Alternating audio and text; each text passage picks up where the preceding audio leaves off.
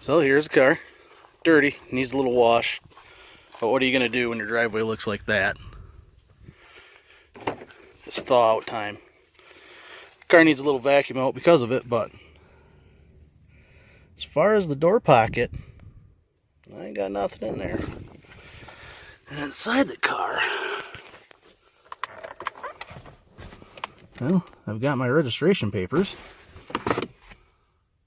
Nothing else. So, I just haven't had this car long enough to really get anything into it yet, other than dirt. That doesn't really count because, I mean, I live in dirt. Can't help it. Live in the country.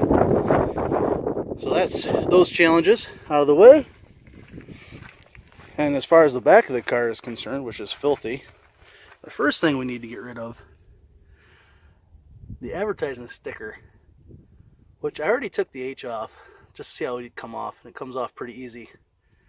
And then I think we're going to debadge. I think I'll leave the RT on, but I think the Dodge and the Charger is coming off. So stay tuned for further episodes, further videos, and we'll see what happens. Average Joe's out. Please like, subscribe, comment, and even hit the bell for notifications if you'd like to see more from Average Joe's Garage.